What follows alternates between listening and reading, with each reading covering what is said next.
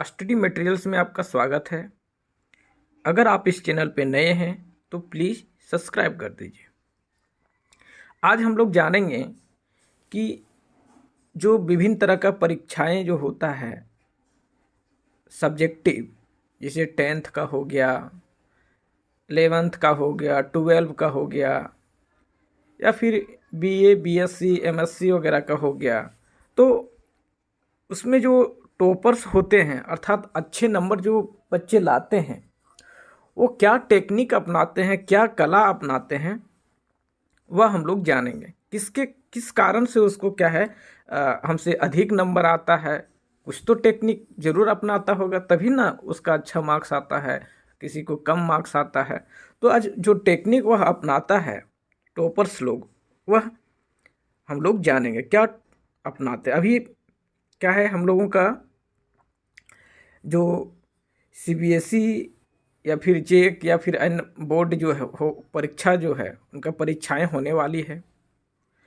तो इसमें जो सब्जेक्टिव क्वेश्चन रहेंगे आपका, उसमें किस तरह से आप लिखिएगा कि आपको अच्छा मार्क्स मिले, तो वह सब हम लोग को यहाँ पे जानने को मिलेगा। तो जो विभिन्न विद्वानों ने बताया है, तो उसके अनुसार ऑब्जेक्टिव जो आपका रहेगा उसमें तो आपका जो सही किए उसमें तो मार्क्स कटेगा ही, लेकिन जो केस स्टडी आधारित जो दीर्घ उत्तरीय प्रश्न होता है उसमें हम लोगों को क्या है, उसको लिखने के लिए हम लोग को कला आना चाहिए। किस तरह लिखिएगा कि आपको क्या है अच्छा मार्क्स मिल सके। तो 10वीं और 12वीं कक्षा के टर्म 2 परीक्षा में इस बार भी क्या है केस स्टडी आधारित प्रश्न पूछे जाएंगे आपको। प्रत्येक विषय के दीर्घ उत्तरीय प्रश्न के केस स्टडी को शामिल किया गया है।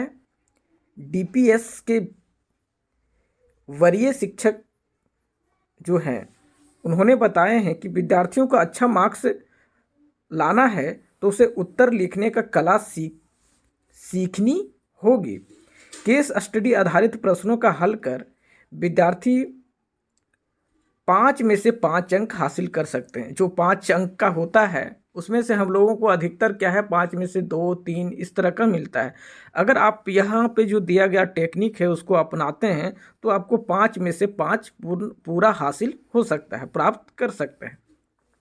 उसकी तैयारी बेहतर हो इसके लिए सैंपल पेपर और विषयवार किताब को पूरी तरह क्या है पढ़ टॉपिक को समग्र जानकारी रखनी होगी। सबसे पहले क्या है आपको जो पूर्ण मेहनत करना है, पूरा मेहनत करना है आपको। क्या है जो किताब की पूरी तरह को पढ़ना है, टॉपिक को पूरा पूरा एकदम विस्तृत उसका नॉलेज रखना है आपको। और क्या कर सकते हैं, तो और आप इससे केस स्टडी वेस्ट प्रश्नों का हल करना आसान हो जाएगा। अगर आप जो टॉपिक है उसको अच्छे से याद रखते हैं तो आपको जो केस स्टडी वाला क्वेश्चन है वह एकदम आसान हो जाएगा। कोई शिक्षकों का भी कहना है, अन्य यह भी बात कहना है कि शिक्षकों को ने बताया है कि सब्जेक्टिव नॉलेज के लिए उत्तर शैली का परखा जाता है। उसके बाद जो सब्जेक्टिव क्वेश्चन होता है उसमें क्या है आपको उत्तर लिखने का जो शैली है आपका, किस प्रकार आप लिख रहे हैं, उसका जो ढंग है, क्या ढंग अपनाए हैं, क्या शैली अपनाए हैं, उस पर भी शिक्षकों का ध्यान रहता है। विद्यार्थी अपने उत्तर में अगर डायग्राम को शामिल करेंगे तो इससे उन्हें पूर्ण अंक मिल सकता है। अगर आप जो आंसर लिखें, आप तो लगभग सभी लोग आंसर लिखते हैं, लेकिन उसमें कुछ नया चीज़ करना होगा आपको, तभी आपको फुल मार्क्स मिल सकता है। तो सबसे पहले क्या करना है आपको, टॉपिक को पूरा याद रखना है। उसके बाद आपको क्या है जो टॉपिक आप डील कर रहे हैं अगर उसका डायग्राम बनता है तो आपको डायग्राम भी बनाना है। उसके बाद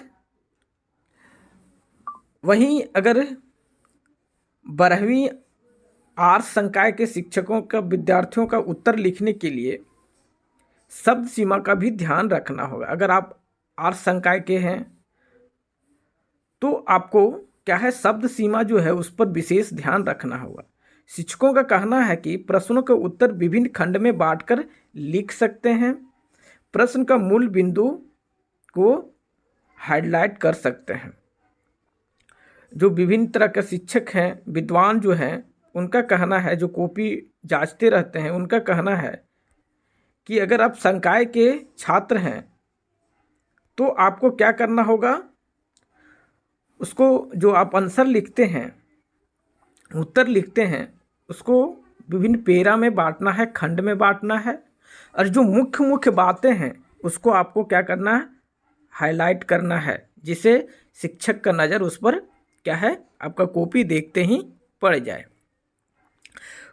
उसके बाद आपका जो राइटिंग है, राइटिंग भी क्या है, आपका बहुत मायने रखता है।